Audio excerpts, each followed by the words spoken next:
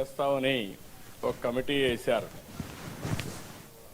అక్కడి నుంచి శివరామ్ మైక్ కరెక్ట్గా చూడు. అక్కడి నుంచి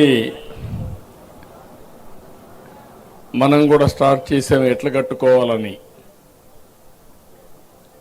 అయితే ఆ రోజు కనీసం ఆనాటి ప్రభుత్వం పలాంది ఇక్కడ రాజధాని వస్తుందనంటే ఎట్లా కట్టాలని ఆలోచించేవాళ్ళం. రాజధాని ఎక్కడ వస్తుందో చెప్పకుండా ఒక కమిటీ వేసి, రెండోది దానికి కావాల్సిన జాగా కూడా లేదు మనకు, మీరు గుర్తుపెట్టుకోవాలి. అలాంటి సమయంలో మన ఆలోచన విధానం ఏం చేయాలని ఆలోచించినప్పుడు ఎవరిని అడిగినా కూడా చాలా సింపుల్గా 25 పార్లమెంట్లు ఉన్నాయి. ఒక పక్క 12, ఇంకొక పక్క 12, 13వ పార్లమెంట్ ఈ గుంటూరు. రాజధాని ఎక్కడ రావాలంటే ఇక్కడే రావాలని చెప్పాల్సింది పోయి దీనికి లేనిపోని పంచాయతీ పెట్టారు. అక్కడి నుంచి ప్రారంభమైంది.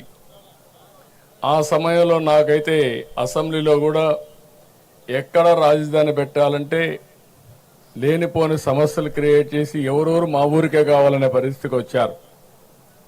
నేను ఒకటే ఆలోచించాను, ప్రతి ఒక్క ఊరికి ఇచ్చేది కాదు, ఇది రాష్ట్ర భవిష్యత్తుకు ఉపయోగపడే రాజధానిగా ఉండాలి. అందుకే నా నిర్ణయం ఆ రోజు దీనికి సరైన ప్లేస్ వచ్చి విజయవాడ గుంటూరు మధ్యలో అని చెప్పి నిర్ణయం చేశాం మొట్టమొదటిసారిగా.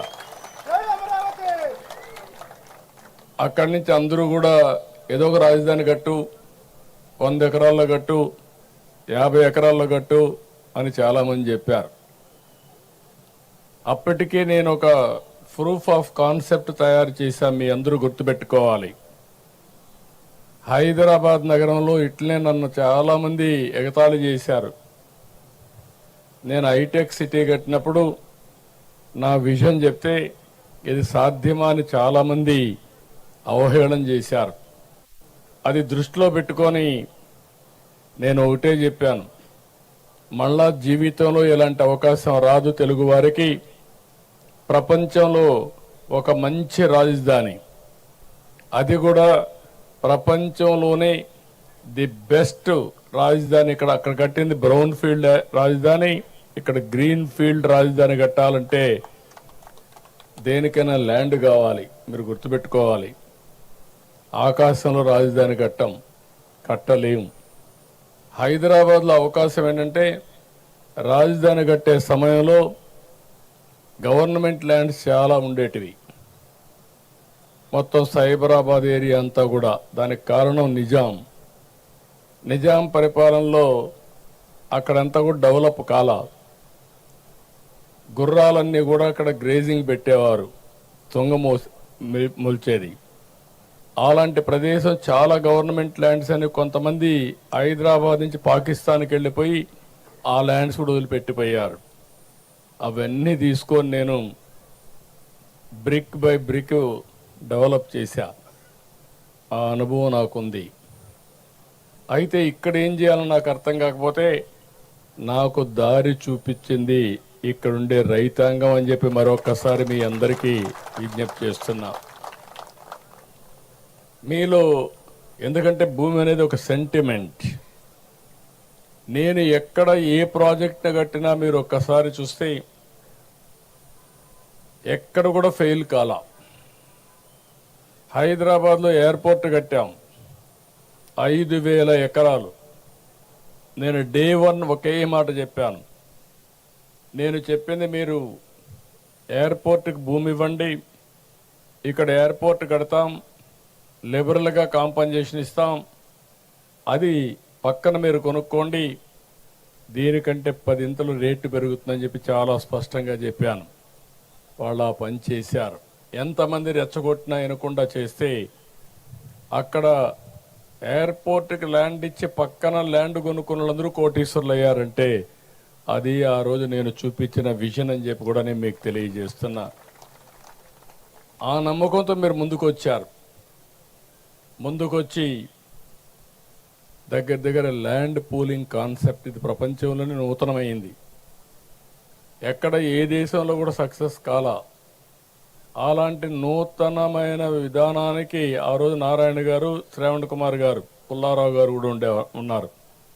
ఆ రోజు మంత్రి పుల్లారావు, స్థానిక శాసనసభ్యుడు మనం శ్రావణ్ కుమార్ గారు, నారాయణ గారు మంత్రి. మీ అందరితో నెగోషియేషన్లు చేశారు, మీరందరూ ముందుకు వచ్చారు. ఫస్ట్ టైం చరిత్రలో ప్రపంచంలోనే ల్యాండ్ పూలింగ్ కింద అందరూ కూడా ల్యాండ్ ఇచ్చిన ఏకైక చరిత్ర అమరావతి రాజధాని. అది నా జీవితంలో ఎప్పుడూ మర్చిపోలేను. అలాంటి దీనికి దోహదం చేశారు. తర్వాత జరిగిన 5 ఏళ్ళు. అయితే ఆ రోజు మనం గుర్తుపెట్టుకోవాల్సింది, ముందు రాజధాని ఎక్కడ పెట్టాలని నిర్ణయం జరిగింది. ఆ తర్వాత మీరు ల్యాండ్ ఇవ్వడానికి కొంత సమయం ఏ విధంగా రావాలి, పాలసీ అన్ని కూడా నిర్ణయించాం. ల్యాండ్ పూలింగ్ చేశాం. అప్పటికే లేట్ అవుతుందంటే సెక్రటరియట్ కట్టాం, అసెంబ్లీ కట్టాం.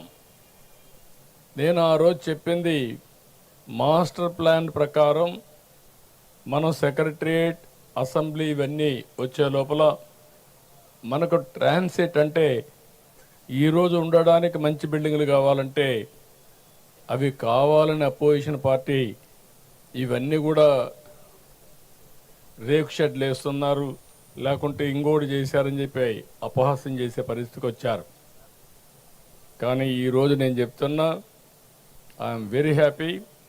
ఫస్ట్ బిల్డింగ్ సిఆర్డిఏ బిల్డింగ్ మొదలైంది. ఇది ప్రారంభం మాత్రం. రేపు రాబోయే రోజుల్లో గవర్నమెంట్ బిల్డింగ్స్ కానీ ప్రైవేట్ బిల్డింగ్స్ కానీ అన్నీ వస్తాయి.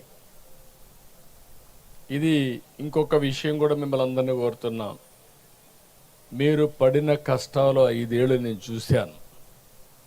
ఆడబిడ్డల పడిన అవమానం నేను చూశాను. రోడ్డెక్కి పోరాడారు. ఆ రోజు ఒకటి కాదు, అనేక ఉద్యమాలు చేశారు.